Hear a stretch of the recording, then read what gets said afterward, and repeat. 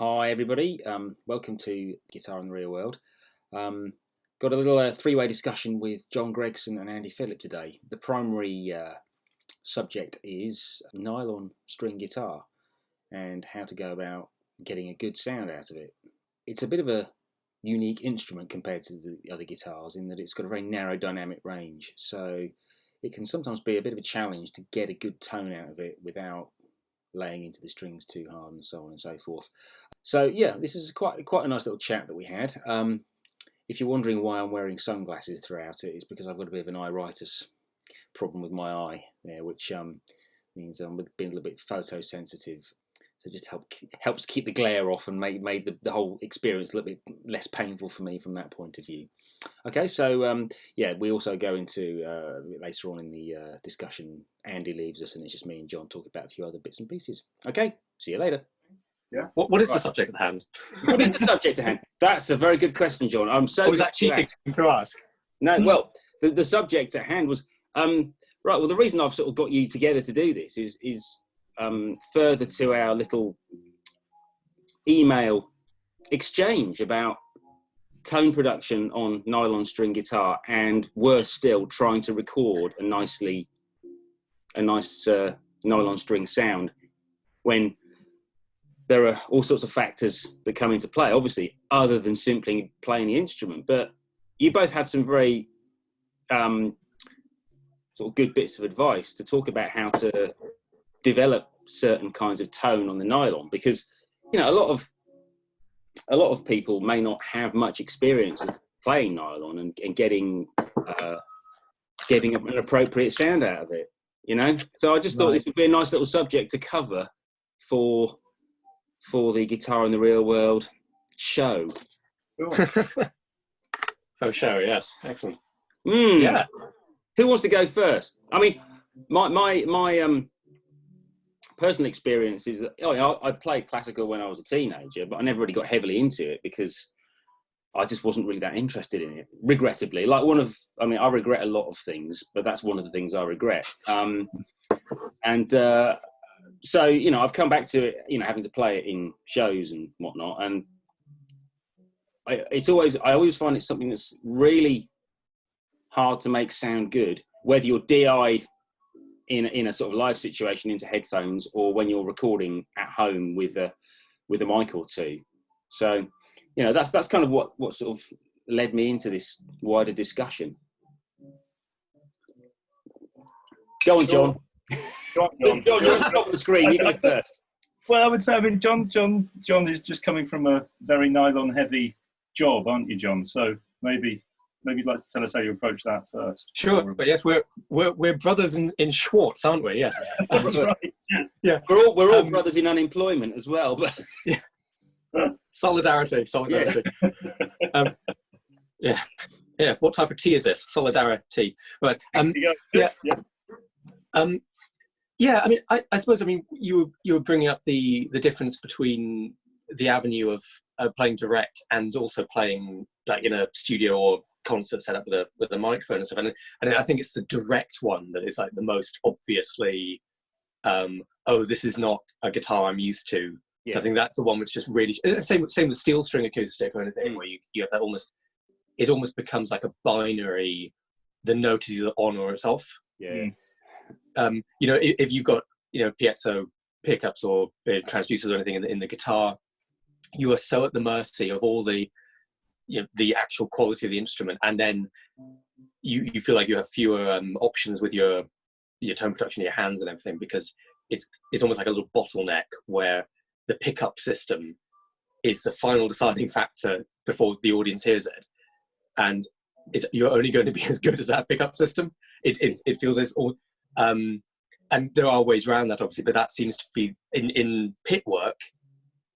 You're more likely to be playing direct than with a mic, just because of the ambient noise around you. Yeah. And I know the issue I have on my. It's not an issue. It's a feature, not a bug, really. Of my show is because all my stuff is with a mic, as you know, Tim. It's all one mic for the acoustic instruments, but also I have a horn section to my left. And a very loud cast up on the stage, and so but I'm the sound is so much better for the guitar with that mic than with pickups and everything for the sound that we're trying to achieve. That I put up with a very disorientating mix in my ears, so I've had to condition myself to get used to hearing more of the orchestra. I have to isolate now, but in work I can't self-isolate from the rest of the orchestra. Yes. When there's a loud horn section in a bit, that it by definition has to come through my mic. And so I know we talked about this a few days ago. My general advice is to monitor classical or acoustic guitar louder than you need, so that you're more aware of the dynamic control. Again, you getting rid of that binary thing of you're just plucking a note and it pings out. You're on electric guitar we have a bit more options because of the panoply of tools that we have at our feet with volume, and generally also playing at volume with an amp. But with nylon string, it's such a quiet instrument compared to another orchestral instrument. But we need to play it with that huge dynamic range, which is the first thing to get lost if you plug direct in and you just, you set it up for your loudest possible sound, and that's as loud as you're going to play, and then everything is played at that flat dynamic. And everything's just compressed. But that's my starting point, really, is just, again, treating it like an orchestral instrument with all that colour and that range. And if you start with wanting to hear it that way, not saying that you start and that's how you hear it, but starting with that expectation of it. That's how I would try and hopefully, and that's how I program my patches on the electric guitar as well. You try and set it up for the maximum possible sound, and then you play under it. Well, I mean, Andy, you said when you emailed me back, you talked about when you are miking up a guitar, or in particular a nylon string guitar, how the sound seems to develop away from the instrument. Yes. Which, of course, what John is talking about is the fact that when you're on a live situation, the mic has to, by nature, be closer to the instrument than is ideal in order to minimise spill. But even when you're recording in a home environment, for example, where you haven't got that many extraneous noises to blot out, unless you're in my room where the boiler is, which isn't very helpful, or if you forget to close the window and the birds are tweeting. But I'm lucky to have birds in my garden, so I mean, what am I complaining about? But you made this point which I hadn't really considered, and that the closer you are to the mic, even if you are trying to allow some space between the instrument and the mic, if you're still technically too close to it, you're going to amplify the attack of the note, no matter how you try and play the instrument, right? Yes. And I must admit, I've never found the perfect solution to that. But I find if you're very close to the microphone here, if you're very close to it, it does tend to pick up quite a lot of finger noise and quite a lot just of the thud against the string. And I think it's something you can be a bit self-conscious of almost yourself, because you're aware of exactly where your thuds are and what you're doing. I think actually maybe for everybody else who's hearing it, they don't hear that. I mean, I don't know whether you find, but when I record anything, I can almost hear the intention in my head of what I was trying to do, as much as actually hearing the sound that I've actually produced. So often, again, on any instrument, you feel that anyway. Exactly that. And I think on nylon, it comes across 10 times more. And because the whole body is designed to resonate the string and to resonate the sound outwards, the body really helps you once people are sat maybe 2 or 3 meters away from the instrument. They don't hear all that. But when you've got that really close up against the microphone, often, especially with a condenser, it's there. Really picking up. Funnily enough, that ties in exactly with the point John was making about using a DI piezo setup, because having to have the instrument loud enough to give yourself that dynamic range, you can hear your fingers touching the strings even when you're not playing them, and it can sound like it's there, and that can make you feel quite self-conscious, and you're feeling like you want to back off straight away. I mean, I personally find that a huge problem that I had a few months ago. I was doing a session, and we played the thing, and I was in a little booth by myself, and then I had a note through the thing saying, could you maybe not breathe when you play that again? So not only was I sort of stressed it up, I had to do this whole thing. Have you seen the Michael Rosen thing? No breathing. That's it. The condenser was picking up everything, and it was picking up this. So every time I sort of breathed just to play a phrase, there was this, and I sort of, Yes. So yeah, there's a problem. Let's make you more self-conscious in the booth. That's right. So first of us would always carry a snorkel with you. Yeah. Right, or maybe a surgical mask in these current times. Maybe that's what we need. Any kind of, you don't just have a pop shield on the mic for singers. You can have a pop shield in front of the guitarist whilst he's trying not to breathe too heavily. I find using natural fibres rather than synthetic ones aids my tone in a recording situation as well. See, we're getting into the nitty-gritty. Yeah, it does highlight where you are, the amount of detail that the microphone's picking up, and the amount of, extra little things that it's getting that actually, again, when you're 2 meters away from the instrument, you don't hear. That means just that with miking it in general just creates a bit of miking it's the closest we can get to the natural production of the guitar, but it's nothing like the same as just hearing the guitar acoustically. And you can't, if you want to record it, you can't get beyond that. So no. And this is the thing where, in particular with nylon string, and it's true of all acoustic instruments, but in particular with nylon string, you're at the mercy of the room if you are recording as well. So if you're recording in a room that either has a very dead sound or, worse than that, just a nasty sound, the only way you're going to try and minimise the sound of that room is to get the mics closer. But by virtue of doing that, you're going to get much more of the front end of the note in the first place, and you're not going to get the natural body of the sound coming across. And so you end up compensating with EQ and reverb and compression sometimes, to try and, if you can very easily take something that should be quite a natural sounding instrument and turn it into something incredibly processed just by trying to make it natural. Actually, that's made me think of something else actually, which is I think I might be wrong in this, but I think the sort of traditional wisdom is generally the lower tension of the strings on a classical generally allows you more room for tone production than higher tension. But I found I generally like really high tension strings when I'm playing classical stuff, because one thing it allows me to do is counter that bad room vibe with more, as I think I mentioned you the other day, of more excessive vibrato or more sort of note shaping with your hands, because it doesn't sound cartoonish with higher tension strings, because there's obviously less flexibility in the string, but it allows you to give a bit more phrasing within the note before it starts resonating in the body and comes out. And that helps create, again, it makes it sound less like a musical typewriter and more like a musical phrase, because there's vibrato, there's movement going on. I'm one of the exponents, as you've seen, of shaking the guitar body when I'm playing. That's all Bill Frisell type thing. I was going to say, Bill Frisell is the man who's really into that, isn't he?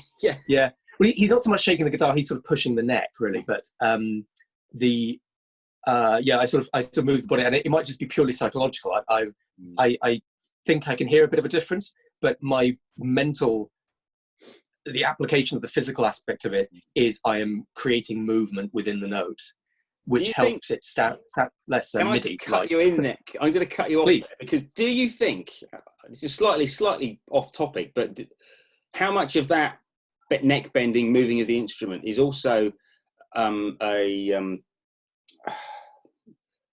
what's the word I'm looking for? It's a subconscious way of dealing with tuning discrepancies, especially with the nylon, which is a really hard instrument to intonate anyway.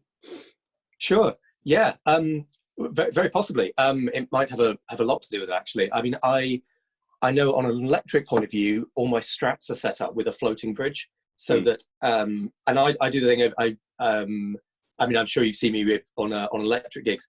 Anytime I'm playing a chord and it sounds slightly out, I just flick the bar up just to reset the bridge, and it's almost like a nervous tick at this point. Oh yeah, okay. And I feel really weird. I feel really weird playing an SG or a Les Paul or something where I suddenly can't do that, and it's sort of my normal method. But with so it probably is there's probably a large part of the tuning aspect of it. It's like Jeff Beck's technician was asked about how he keeps his strats so in tune with all that whammy bar jiggery pokery going on, and the text response was, Jeff Beck's strats never stay in tune, but Jeff Beck always plays in tune. which I always quite liked as a. So it might have something to do with that. I mean, I'm thinking more of a phrasing and shaping point of view. I just thought it was an interesting aside to that whole thing, because the two things. I mean, they are imperfect. Yeah, the fretted nature of the instrument means it is always going to be imperfect as you go up. So there probably is a built-in subconscious adjustment as you traverse the fingerboard, almost certainly. But I think I've sort of given myself the license to be a bit more overtly emotive with my vibrato on classical, and I think how that translates out front helps, even if it sounds like you're sort of over egging it and really, you know, putting a hat on a hat with it, or sounding overtly romantic. I think it does help make it sound less synthetic and MIDI like. Yeah, well, quite, and it's hard to know what its tonal qualities are out front sometimes. Anyway, you're only you're off the mute button. Yeah, you're at the mercy of all that. So yeah, I mean, I think because of the nature. Go on, Andy, go. No, I was going to say, I mean, the other big thing, obviously, about tone production, besides the room and all those things, obviously, is, I mean, it's probably the reason that I just could never really completely go down a classical guitar route, is just the nails. Mm-hmm. And obviously, endlessly being worried about nails, the shape of the nail, the strength of the nail, and then me being me, I would inevitably break a nail the very day that I've got something coming up that, you know, I've been honing this nail. Been there, done that. Yeah, and then, you know, you're going to change a washer in a plug or something like that, and, you know, suddenly there you go, you're you know, in a tap. Oh, Andy's frozen. Is he still there? What I tried to do is always find. I'm still there. You're still there, but you're out of sync. Hopefully, we'll be back in sync in a minute. What I want to do is find little compensation things for what to do suddenly if I haven't got an index fingernail and it just isn't time to do something about it. And that was really why I came up with the thing I was saying the other day about when you do have to use a plectrum on a nylon string, just a way of getting something that's akin to a finger type sound. Because sometimes, you know, like you might be depping on a show or something like that, and I've literally sort of been on the train on the way there, and I've just, oh, I broke my nail. Yeah. So I find without that nail, everything suddenly, you know, you have one finger that just doesn't produce anything like the volume of the other, doesn't produce the tone you want. So I thought, well, how can I just do something that just gives me an element of consistency when that option is gone, you know, of just playing with the nails. Well, I mean, to work out a way of playing, you know. I've sort of all along not sort of actively taken the view for me to try and avoid relying on having a full set of nails. The reason being, as you well know, is that I play bass as well. Sure. So when I was doing probably more bass playing than I am doing, well, I'm not doing anything at the moment, but you know, when I was doing the Toya gigs, I was playing bass, you know, fairly regularly, and then it'd be like, well, I've got to go and do this show where I'm going to need a bit more fingerstyle, for example. I sort of tried to cultivate this soft tone with the plectrum, specifically for those occasions. And I think I've actually it hadn't been a conscious thing that I'd really worked on, but I think by virtue of having to do that, I've got better at being able to produce a rounder tone with the plectrum than I can with my fingers, because that thing that I sent the pair of you, my initial first take, or whatever take it, you know, the version that I sent out was played with my fingers, and it ended up being a lot more twangy than what I did using the plectrum, which I thought was quite interesting. Well, actually, that tallies with my experience with nails, because I know we've talked about this, because I didn't come from a classical background as a player, so because John is an electric guitarist. Yes. Yeah, very much so. Scream for me, Long Beach. But so when I started doing classical stuff for work, anytime there was nylon and everything, I was using just no fingernails, because I, as an electric guitar player, do hybrid picking a lot. Yeah. So I don't want that. I don't want to break nails, and I also don't like the sound of nails on an electric guitar. Mm. But you know, I started doing some depping for proper classical players, where suddenly you realise, oh, I'm half the volume they are, and suddenly everything feels like a lot of work. And it wasn't until I sorted my nails out and took it seriously that I realised that the difference isn't necessarily that I'm making a better sound because pure fingernails is actually pure finger pads on a Nylon-String is really nice. It's a beautiful sound. Yes. But the advantage of the nails is like having a really robust pick, which is, again, it's that volume thing where it halves the amount of effort you have to put into creating a note. Like you expend less energy to make a really nice fundamental note that you can then make louder, faster, quieter, rounder. You can do a lot more with it than if you just have just the fingers themselves, which is why I think when we play with fingers and not nails, it's more likely to sound twangy, because you have to create the sustain by actually forcing the string a bit more, or we feel that we have to. Yes. We're not trusting the mic and the guitar to make the note. We feel like we have to dig in a lot more, and that's where your monitoring comes in then. Yeah, because with the recording I did, I didn't really have myself, because it's like when you're recording, often it's the direct. If you want to make yourself louder and you're direct monitoring, you end up having to turn down in the DAW whatever's pre-recorded, and then turn everything up. So I was just like, I can hear it, that's fine. It's all very low key. And of course, as soon as I start playing, I'm like, oh yeah, come on, pull something out of these notes, and you end up overcompensating with your attack, and you don't realise don't even hear that attack until you listen to the playback. Yeah. And it would be like the difference between playing with a really thick pick and a really bendy, thin pick as well, where psychologically it feels like you have to dig in a lot more to create this note. And even if the sound of pure flesh on the string is a nicer sound, a less strident sound, which you might want if you're doing like a bossa nova type thing, something, just psychologically, it's a weaker note. So you might sound like you're. And then, especially then, if you're DIing it, that then stacks with that, and it all sounds, it's getting that dynamic consistency. And then, as Andy was saying as well, I've real issues with my index fingernail, because I don't know if it's just physiologically, but and I'm sure a lot of other people this way, but my index fingers really curve out. So it must be common, but it feels like whenever you're picking, my nail is always rubbing against the strings. Yeah, I think phone home. the inside edge of this index fingernail is always going to, when you have a plectrum, is always going to catch the string. And I always thought, well, why doesn't it grow properly on that side? And again, the thing that Scott Tennant talks about is creating this lovely ramp to your fingernails, so they're almost like a lovely diagonal shape from this point going right up there. But of course, on your index finger, if you play a lot of electric, you'll inevitably wear it down again. So it's difficult to get that shape.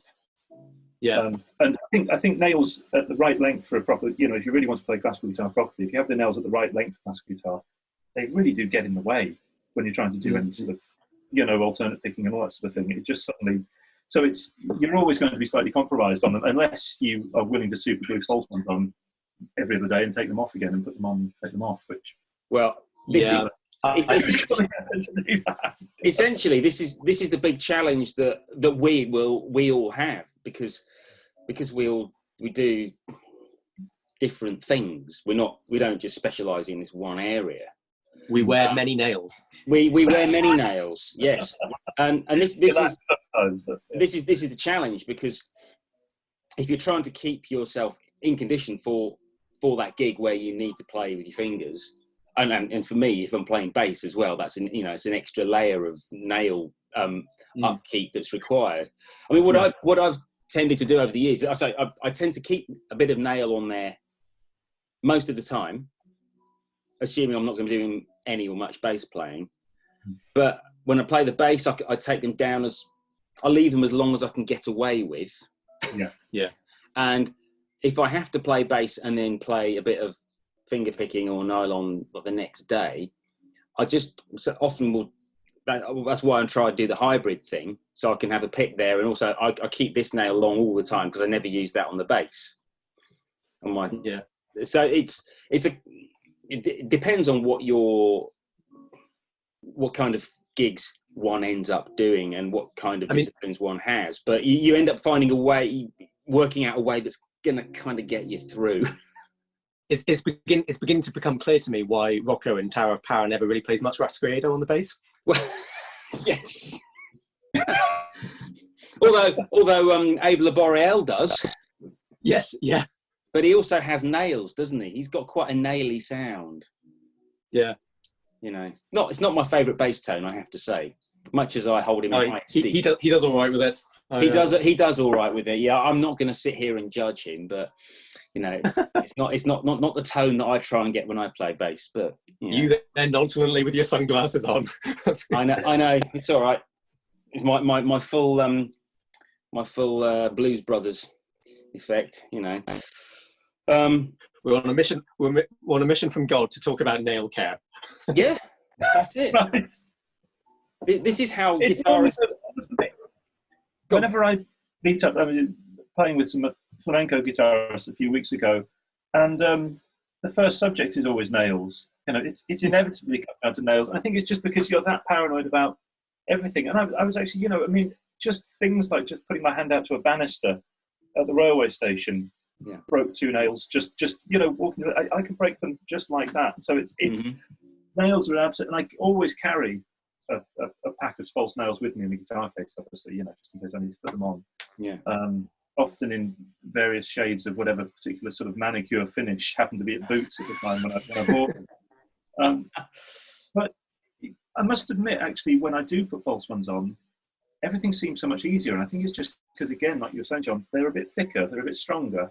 And suddenly it just seems actually much easier to make a sound. And I suppose if I was meticulous with keeping my natural ones good, then maybe I could get that sound out of the natural ones. But it does seem almost, sort of volume-wise, it seems much easier with false ones on than with my real ones. There you go. Yeah, I managed a week with false nails, and I found the initial sense of, again, that fundamental sound is this girthy tone coming issuing forth, but the physical sensation of having them on my hand, I was so aware that I had this extra, you know, this extra bulk on my hand. It's like, this is alien sort of appendage on my fingers, and so I just thought instead of then when going to electric guitar, of course, then you get the acetate out and doing all the removing of it. I found it really disorientating. It felt like the rhythm of my hand was off because of the extra mass, maybe. Yeah, and so I get used. So I use the microcell nail polish stuff, which is really good for the strengthening and the growing of the nails. And so even if the nails don't, I'd have enough nail really to sort of get to support the flesh. And then if like with Tim, and then any more if I've got a lot of stuff going on. But I mean, on Prince of Egypt at the moment, I can't have nails that are too long because I'm playing so much 12-string and bouzouki and stuff, and it just shreds them. It's like playing, like anytime you have like really fast like Dixie banjo stuff, my nails just, it's anyone's guess how long they'll last. But so I try and err on the side of caution. I normally just draw blood. Or maybe that's just being in contact with a banjo. I don't know. But... yeah. How would Lemmy play this gig? Well, I've never considered that. Yeah. We could do the Dixieland tribute to Motorhead. We're all looking for new ideas to get us through the coronavirus lockdown. What's the new? Got to come up with something that nobody's tried before. Yeah, brave forays into musical fusion. Yeah, which is musical fusion, which is probably one step away from actual nuclear fusion. have the same results. Musical fission. Well, yes. Yeah. Cool. Well, so the atomic basey. Yes. Yeah. BASSEY. Oh, that's bassy. Yes. It's getting worse. The puns are getting too extreme all of a sudden. Yes. I miss talking to people. Yeah. Now, one other point that is kind of relevant to the whole Nylon-String thing is which when I came to sit in with you, John, I think I told you that I had been completely unaware up until the age of about 43 that there was such a thing as different tensions for nylon strings. I just thought they came in one gauge and that was it. And of course, you opened my eyes up to the fact that Well, I think I'd noticed on the packet or something. Oh, I hadn't really given it any thought, and talk to you about this. And you say that you prefer high tension for those reasons that you gave, but also you said that low tension you should technically gives you more of a tonal palette to work with. Yeah. I mean, what do you think about this, Andy? Is this something you've ever given too much consideration to, or do you just sort of go down the middle? Is it something I've given too much consideration to? Yes, absolutely, too much consideration. Too much. I think for me, it's the same as on string gauges in general on the electric, that they always come back to intonation issues, and I just find it much easier to feel that everything is intonated well the higher the tension.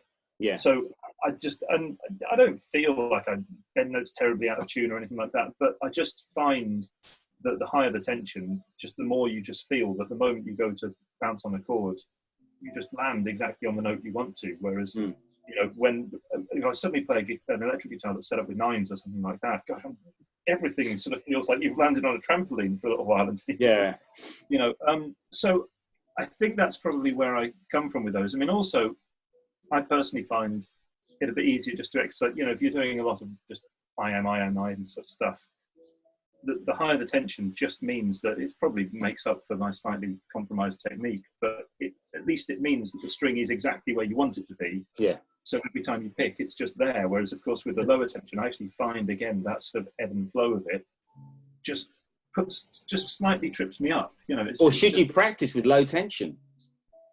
Well. Oh yeah. Practice. I think the chance of doing anything with low tension is pretty unlikely, to tell you the truth. So I think I'm very tense when I practice. High tension just suits my general demeanour. You know, maybe that's okay. Yeah, yes, fair enough. I mean, it was, as I say, it was something I'd never ever considered and was barely aware of. And it's strange that I wasn't even aware of it, because I obviously knew that steel strings, and you know, for electric and acoustic, came in varying shapes and sizes, but you know, I just thought that was a strange peculiarity of steel strings.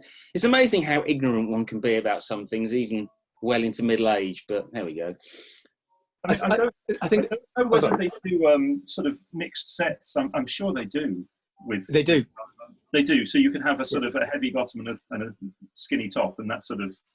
Oh, misses. Yeah, bottom heavy fractions. They can.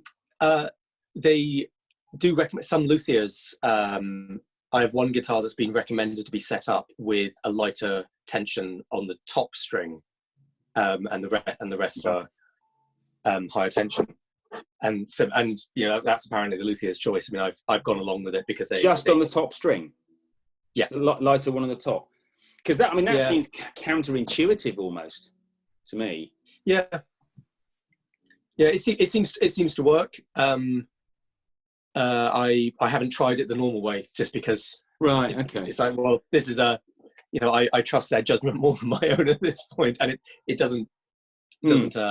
Yeah, I mean, hasn't really hindered me.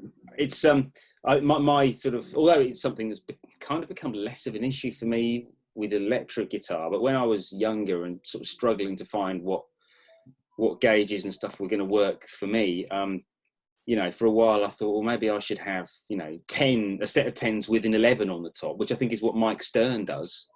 He does, yeah. Or you know, have like, I actually went through a period of having effectively a set of 9s on a Strat, but having a 10 and a 13 or something, you know, one gauge up on the top two strings. And I tried that for a while. I quite liked it.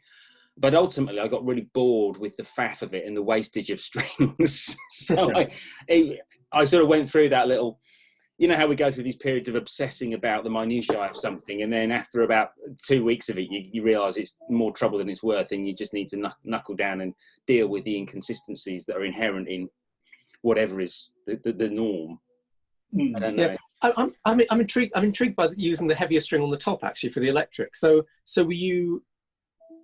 did you find that hindered your like lead playing or something, or did you when you were sort of transitioning from rhythm? It was more to do with I felt like I couldn't get a strong sound out of the top string. Oh, gotcha. Okay, like with Eric Johnson and his saddle. on his strap using a different material. Oh, is that what he does?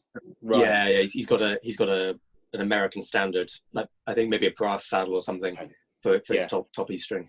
Well, and a whole bunch of other things, but that's another discussion. Well, interestingly, talking about the saddles thing, do you know Robbie Aubrey? Yes. Yeah. On his main telly, he's got the bottom 4 strings. It got 2 steel saddles, and the top 2 strings he's got a brass saddle. Okay. Interesting. So, but anyway, that's a sort of a bit of a tangent, but we were going to go off down. We were going to go down tangents, weren't we? That was always going to be part of the deal. Now, I haven't had a warning saying that this call's going to come to an end, so maybe they'll just let us have extended time, because they are doing that with Zoom, which is for the greater good. Yes, they thought, it's VE Day. We're going to have 3. I don't think anyone wants this to end. No, nobody wants this conversation to end. Yes. Well, apart from the fact that Andy keeps freezing. Suddenly, Andy, you look like this. It's ironic because I'm actually sweating. I mean, it looks like I'm in a sauna. I'm actually in what I call my studio, but you can see that it's not a very big room. It's my little shed. Yes, I thought it probably was. What's quite good is, though, you've got a mirror there, which makes the room look twice as big as what it actually is. If I angle it just the right way, it looks almost impressive. But like I say, pay no attention to the man behind the curtain. That's right. The door. Yeah. Then you can sort of see. So maybe it's just being in the garden is what's doing it. But no, I mean, on strings, the other thing with strings, I discovered fairly recently, again, it's probably a bit of navel gazing, but recording strings, which are extra polished on the basses. And it just means that you do avoid a lot of the string noise. Of course, again, when you're close mic'd, string noise can start to drive you insane if you start hearing it in your cans, which again you don't get if you're doing a solo gig. It's absolutely fine. But as soon as everything is close enough, fine, I find just those recording strings so much better because they're just they've just sort of polished just the just the friction. You did mention those, but did you end up putting them on my guitar for the gig? My guitar, which obviously I haven't been able to get back because of the coronavirus. There's my wife was saying, is that another guitar in the house? I said, no, it's okay. I don't think you need to worry about having too many guitars. I mean, you're probably the most austere guitarist I know. Well, that's true. This one I've had since I was 12, and it's still the main one I use. So yes, that's the black one I've had since I was 14. It's still one of my main guitars. There we go. You see. I feel very called out right now. Sorry? I feel very called out right now. Yes. Don't worry. Mine is my guitar and Andy's guitar are both Triggers brooms, aren't they? There's not much of the original stuff left on them. Yeah. The original neck and the original body, I think that's about it. Oh, and the original scratch plate and the original knobs, and I think everything else is different virtually. The body and the neck. Everything else. Yeah. So. Everything else has changed. It's the original scratch plate. Yes. But it's been chopped about a little bit since then. So, but I accidentally ended up with the Dave Gilmour look just because that's how it was presented to me. So, but I've as a result, I've stuck with it. Yeah. Well, I seem to have accidentally ended up with David Gilmour's pedal collection. So that's it's probably better. You probably ended up with a better deal on that one. Well, I don't know. Right. Well, trying to think if there's anything else we can discuss on this crazy subject of nylon strings and doing it in a jobbing situation. I mean, well, what about the third thing that Andy mentioned in the email about the different picks, yes. The different picking approach? Because I found that really interesting because I generally experiment with the type of pick I use rather than necessarily the angle. But Andy had a really, really forensic look at the angle stuff, which I found really interesting. Worth diving a bit in. It was basically, just to show you if I take a pick here, because, like I say, ever since I looked at this whole thing of ramping the nails, which mine are terrible at the moment, they're not ramped, but of getting this really, I was looking at actually the way that you do a free stroke, of course, and picking like so, the way that the ramp would slide off the string each time. And of course, if you play with the tip of the plectrum, you don't get anything like that effect at all. Now, actually, as soon as you play with the plectrum held like so in your hand, you actually have this huge ramp here, and it feels very, very, slidey, and it slides off. And of course, as opposed to picking sort of up like that, which would be the exact same as the stroke, that you would do with your fingers, putting it in exactly the opposite direction actually seems to create a very, very similar sound. And as I said, it's just that thing that sometimes you may just want to create something like a free stroke, like a rest stroke tone, maybe on an acoustic. And, you don't want to ruin your nails when you're doing that. You might want to, again, sometimes I've broken a nail and suddenly I just have to play a nice melody line. Yeah. So it's just for those sort of occasions. I find it always really useful to try to replicate the sound that you do with one thing with something else. So that was sort of when I went down the pick route. And I think, although I could well be wrong, that it's the way that Pat Metheny always holds a pick. I think it is, yeah. Rounds off the sound in general, but I think he holds it. I think he holds it that way round, possibly. So, right. So he's got like the fat end sticking out basically, because he sort of holds it like that, doesn't he? Right, that's right. Very cumbersome, with his very cumbersome thumb on his left. It looks like a complete beginner. Yeah. And then this burning bebop comes out. So I don't know how he does it, but I mean, a lot of guys do that though. I mean, Stevie Ray Vaughan, Mike Landau, a lot of those guys play with the pick that way round. Yeah, and I do. Robin I do a Ford lot of does as well. Yeah, I normally play with the sort of the fat end of it, just because again it's that sort of the frequencies are slightly different, and it's I must be my inefficient picking technique, but I often feel that the pointed end gets stuck in the string a lot more, and there'll be a technical reason for that I just haven't explored or haven't solved yet. But unless I just spend the rest of my quarantine just working on it, I might stick to the rounded end. But I mean, I like using triangle picks, the really big triangle ones. But actually, this one I have one of the blue chip ones has one of the rounded corners on it, so that I can still do that. Right. Okay. But again, that's I'm going back to the electric guitar stuff, where again we have more parameters that we can access, externally access parameters. That then involves you setting up your amp and your pedals and your instrument so that it sounds good with that rounder sound. Yes. So you might have a treblier sound, for instance, whereas with a nylon or something, it's almost like it's all baked into the instrument and the environment. And so giving yourself that option of swapping the pick round or changing the angle, and this other stuff, that's another external factor that we can introduce to that equation. That's quite handy. But then. And the material of the pick as well, it's interesting because I suppose regarding the material of the pick, that's very, very true. I mean, you can on electrical steel string or nylon or anything, you can definitely tell the tonal properties are different between them all. But what is quite interesting is that when you're talking about like the individual thumbprint of a particular player. A lot of their sound, or let's say the majority of all of our sounds, I mean, it's that cliche, comes from the hands, but a lot of it's to do with how one is using this thing here. I think a really perfect example of demonstrating how the sound that comes from an individual's technique translates is listening to Schofield playing nylon, because it still sounds like Schofield. Right. It's still got the same envelope to the sound or whatever it might be. And actually, although there aren't many examples of it, there is an example of Scott Henderson playing steel string acoustic on Face First, where again you can just tell it's him, even though he's playing on an acoustic guitar. Yeah.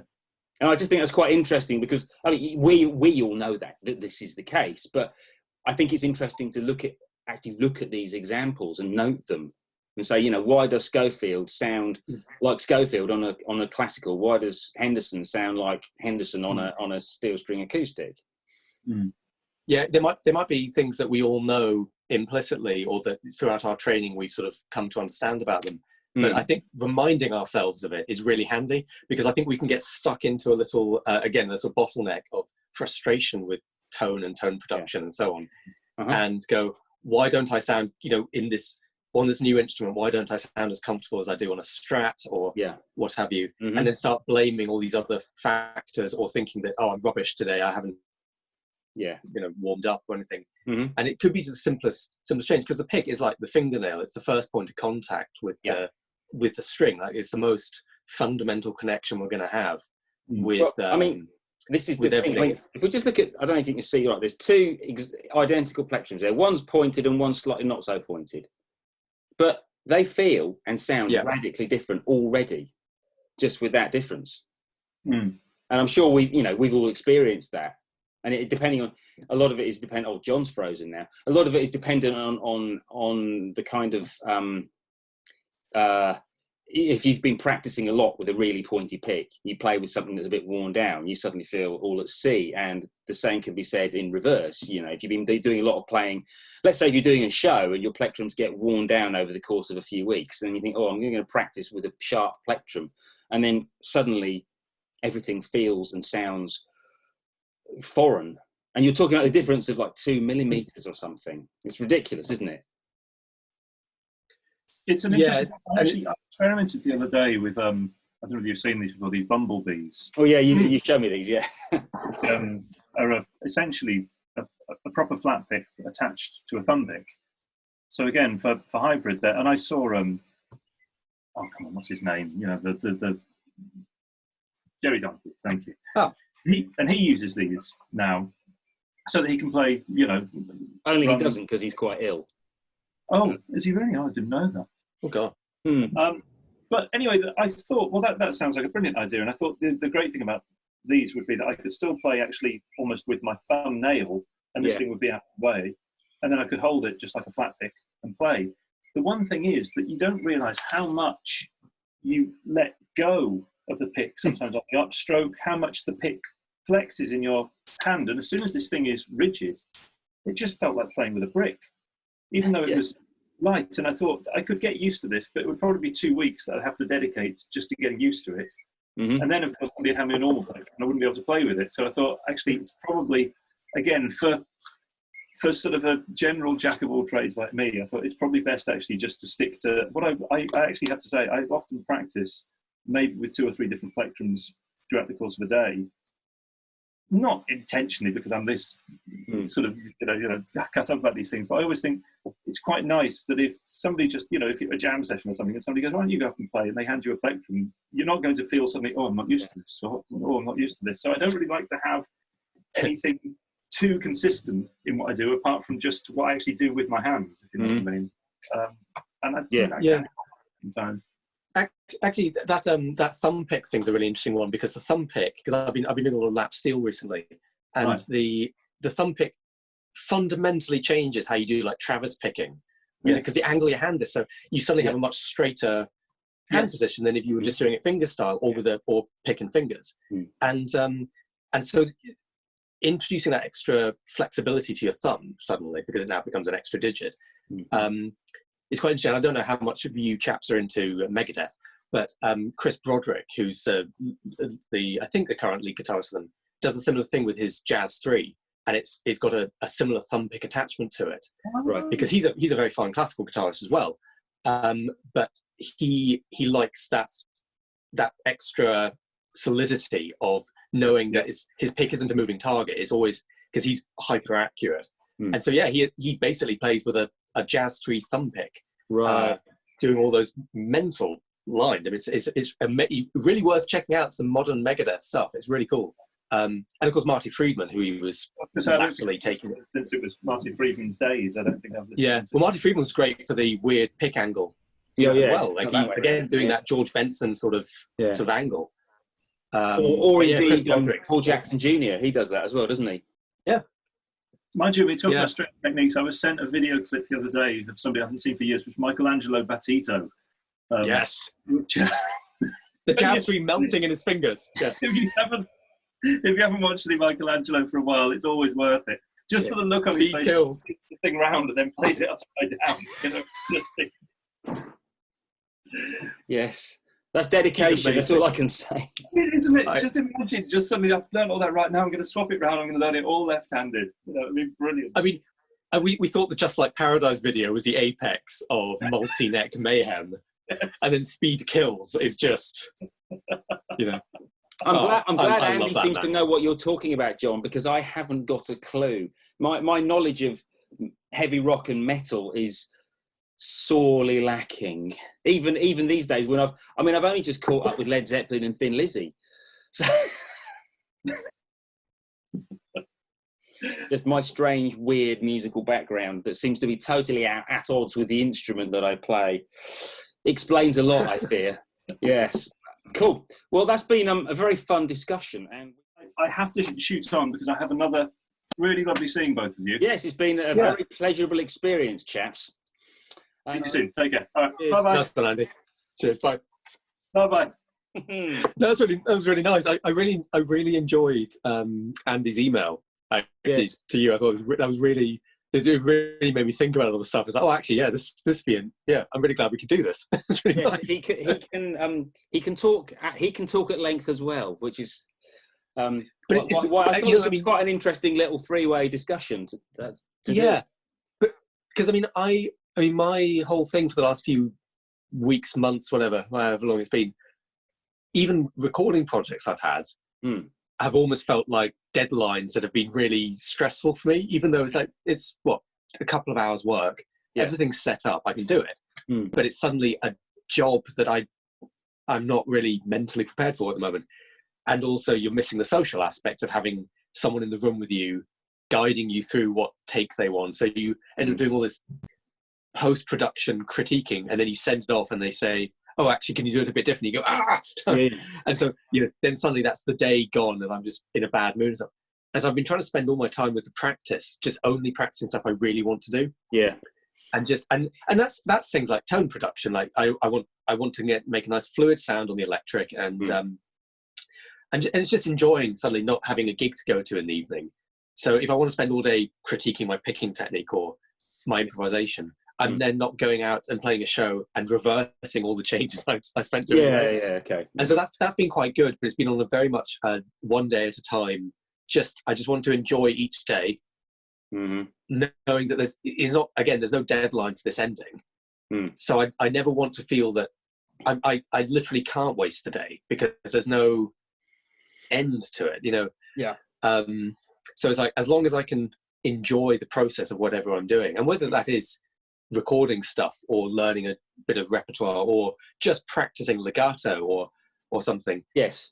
Or actually the big thing I've been doing recently is, because I've got such a minimal setup here, because I don't have access to most of my stuff, is I've just got a little Line 6 HX Stomp. Yeah. And an Origin Revival drive, and they're plugged into Logic, and just learning how they work. Right. So suddenly I don't have access to hundreds of pedals and guitars and stuff. But it's like, well, I can technically make all those sounds with them. You can get impulse responses in the Line 6. Yeah. And so on. And it's like, oh, even things like, I don't have a steel string acoustic with me here. I've got a nylon string, but the closest thing I have to a steel string is I've got my Music Man John Petrucci that has a piezo on it. Okay, yeah. And it turns out, running that into the HX Stomp with a tube preamp and stuff, and then an acoustic impulse response after it. Yeah. Working with the pick I was using, and you're really not even doing any post-production on the sound, but just spending. And this is, I wouldn't use it on a session, but because it takes time. But if I have to spend 2 hours in the morning getting a good Martin sound out of my Music Man, I've got away with it. But I have the time to do it, and but I haven't had to go out and buy a steel string for here, just because I don't have access to any other ones. So that's been quite. I've learned a few tricks that I probably wouldn't have been. The necessity has forced me to do. So I don't.